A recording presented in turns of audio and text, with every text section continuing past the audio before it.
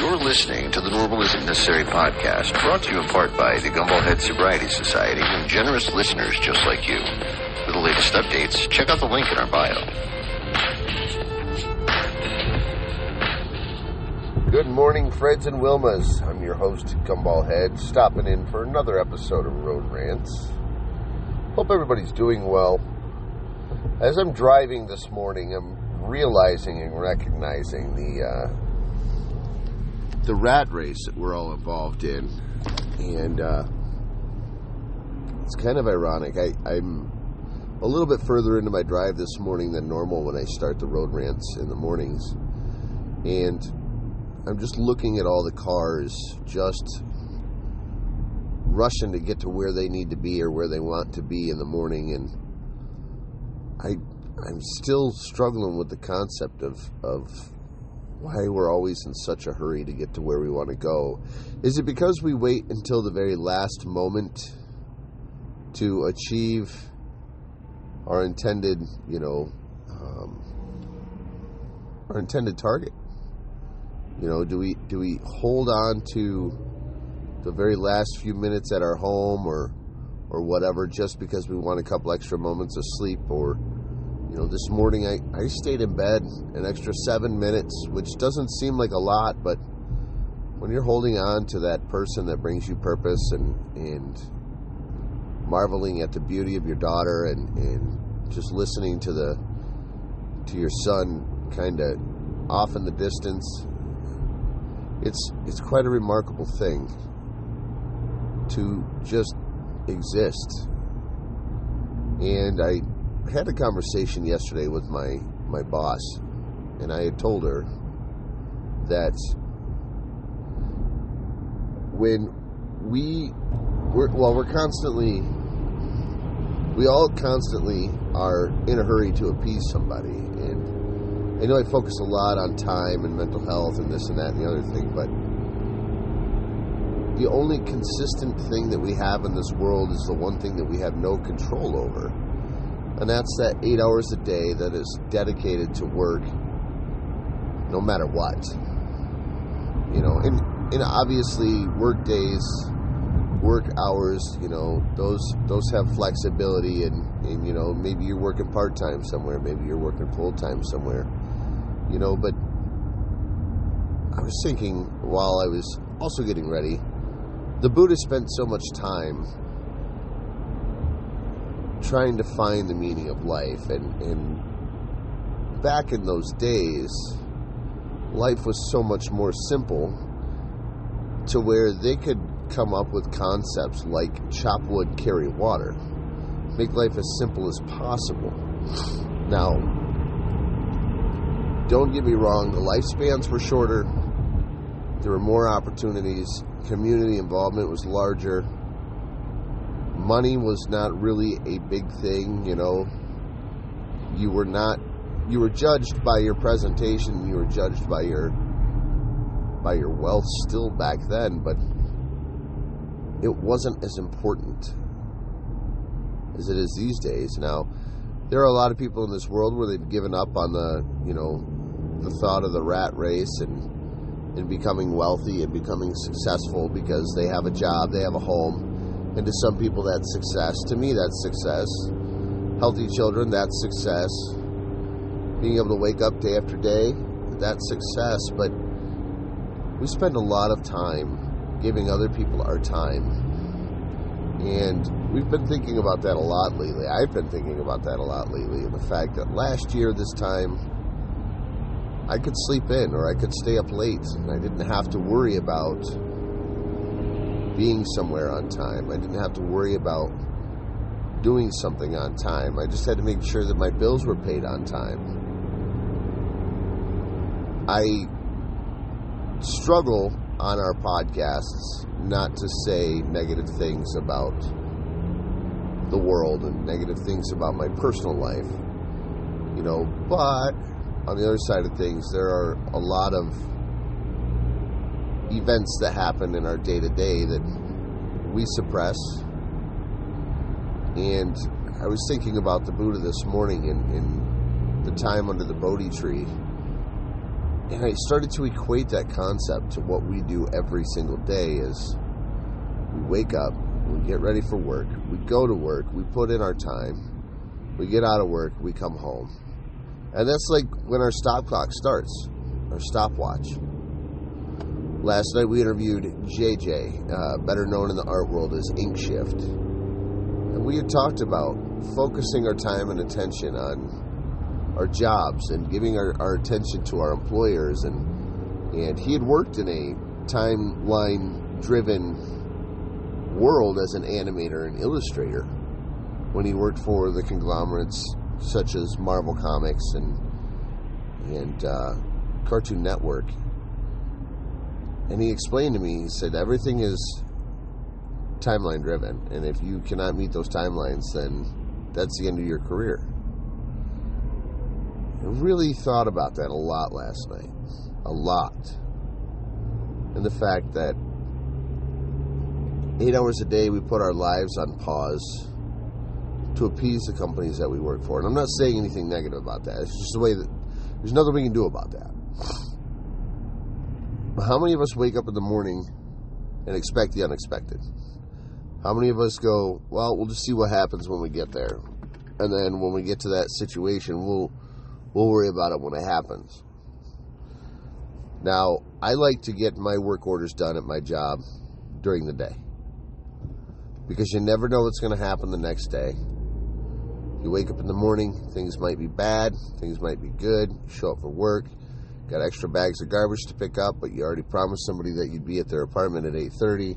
So now your morning is stressed because you have to make somebody happy, you got to take care of a customer, you got to do this and this and this. But there's other expectations that fall on you. So I started telling people, you got to wait till 9. That first hour is dedicated to my workplace and getting the property cleaned up and ready to go, and beautifying our living space and taking care of the things that are necessary. And then you can have my attention, my time. I just ponder that a lot. And I don't think a lot of people do. Maybe they do. But it still doesn't pause time. We still don't have the pause button on time when it comes to a normal day. I have a friend expecting their first child, or their first female child, first daughter. And it's crazy because I watch my kids grow, and I just get older as they stay younger. Before I left for work today, I gave #RunningTalk an extra long hug, and I said, I hope you realize how much I love you. You know, and it's amazing because every day when I go to ride my motorcycle, before I leave the house, I hug every single one of the people in the house a little extra tighter, because I know that I'm about to go take a risk for the sheer value of enjoyment. And I'm a very safe rider. I'm very aware. I give myself extra distance between the vehicle in front of me and myself when I'm riding. I do that when I'm driving too, but not to the point where I'm annoying about it. It's just safety.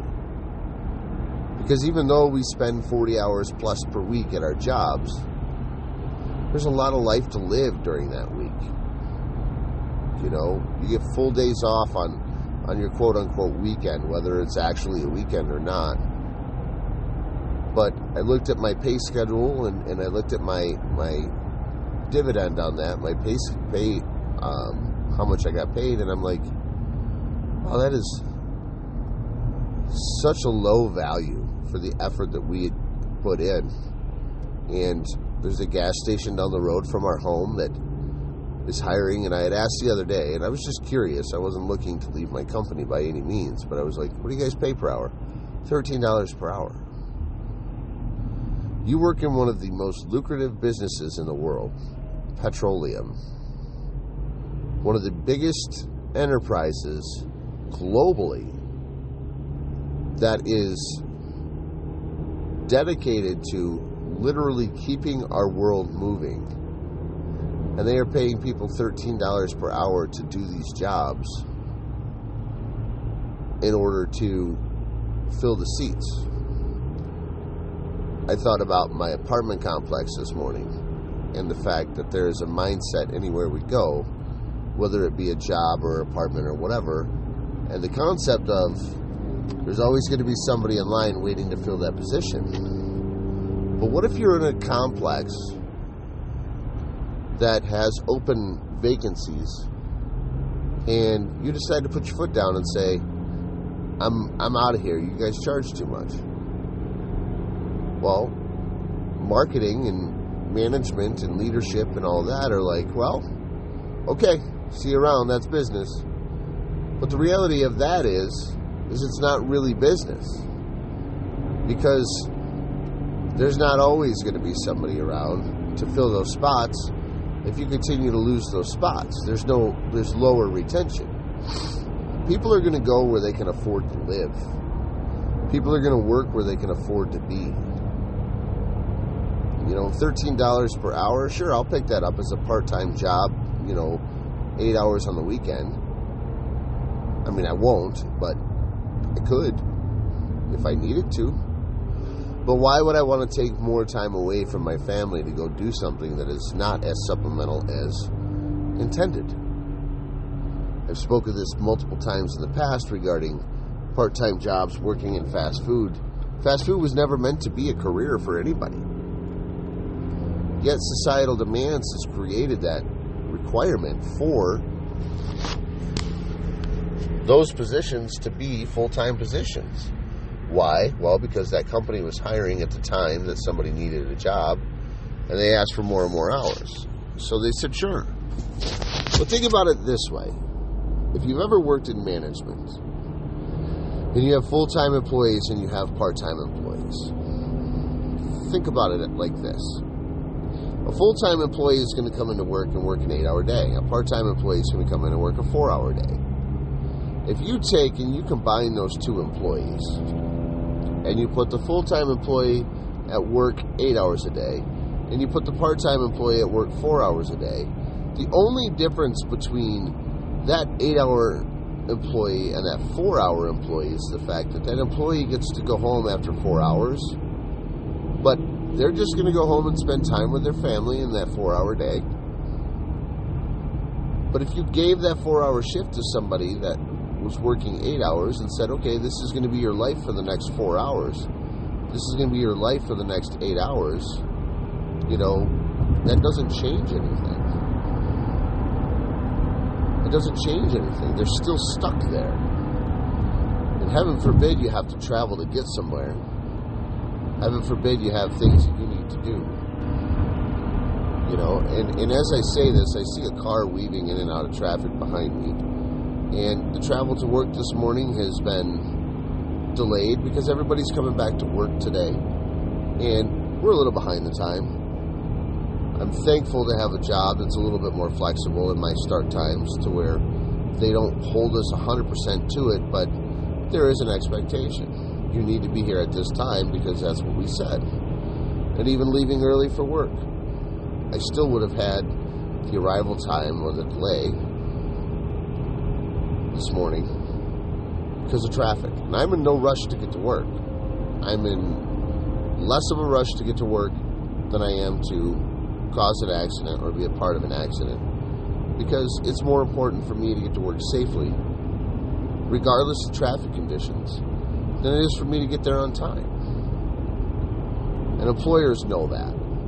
Employers know that they just, but then they say to you, we'll leave a little bit earlier. Well, it's a 25-minute drive, and it takes me 45 minutes every single day.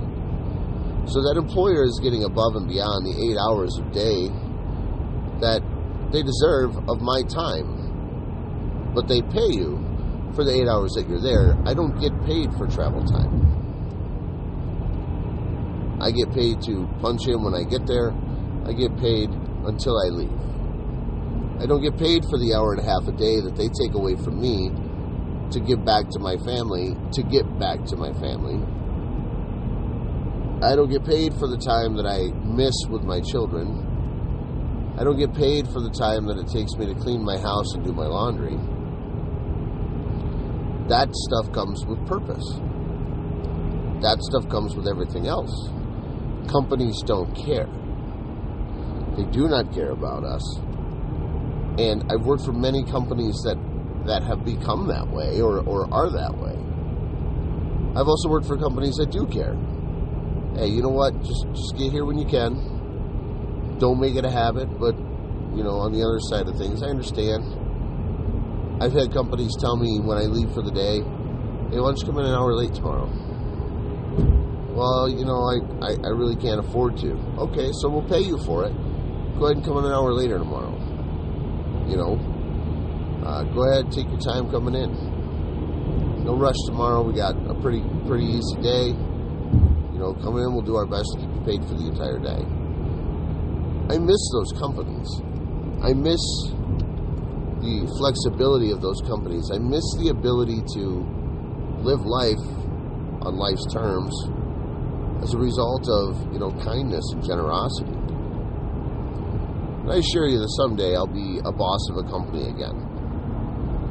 I will either run my own company or I will run a company for someone else. But one of the biggest things is if you want to retain the people that work for you, you need to take care of those people that work for you. I'm not saying bend over backwards to accommodate or appease them. Just saying understand them. Look at things in an open mind. Stop pressuring them into meeting those deadlines. Those deadlines mean money to the company, but we are all cogs in the machine. We are all moving parts, and it is a requirement for all these parts to work together in order to be successful and bountiful. But at the same time,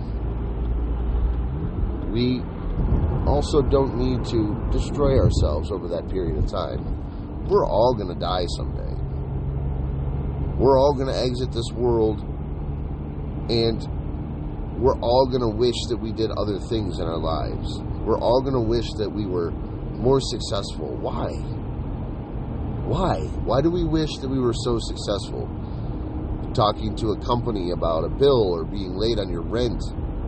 Hey, you know what? I'm just a little short. Is there any way that we can, do this or that? The other thing, I thought about this when I was talking to the company yesterday, making my car payment. My car payment per month is so ridiculously expensive. You guys have already been paid in full for my car. Right now, it's the process of making money. Hey, I'm a little, I'm a couple days late because of the fact that I get paid every 2 weeks. We had holidays. My company didn't pay me a full paycheck. Blah, blah, blah, blah, blah. Whatever it is, those companies are like, nope. We have a deadline to make. And it's our job to get that money from you. It's our job to get what we can from you. And when I was like, here's my payment. Go ahead and take it out of my bank account on Friday. We'll be good to go. Okay, well, just so you know, you're still going to accrue interest over the next few days. That's fine. There's nothing I can do about that. There's nothing I can do to change that. And there's financial gurus out there that are like, oh, yes, you can. You can fight that. No, you can't. Not when you're impoverished and in financials and you're just doing your best to make ends meet. It's more of a struggle than those people with money in their pockets realize. And the reality of it is there's more people out here struggling right now to pay their bills and to eat than there are out there being lucrative in their career choices and their persistence. Employers used to like to look at resumes or job applications for job experience, but reality, it's how many jobs have they worked at? How many places have they worked at and left as a result of,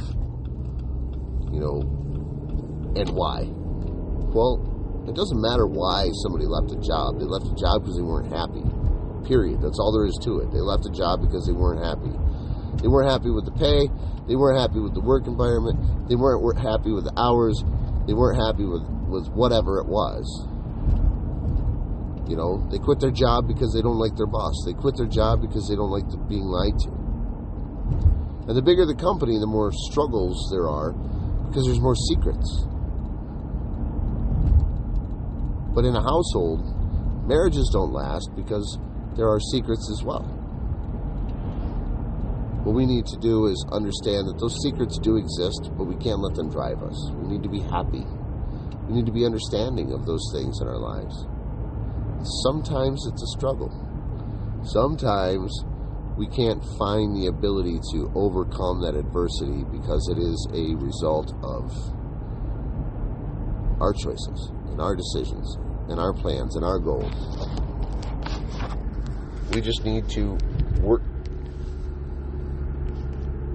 We need to work towards the resolution inside our heads and stop focusing on the end goal and focus on the right now. What's going to better fit your needs right now, as opposed to what's going to better fit someone else's needs long term. That's how you're successful. Start working on that for yourself. And until our paths cross, stay strong, stay focused, stay sober. Much love. We'll see you soon.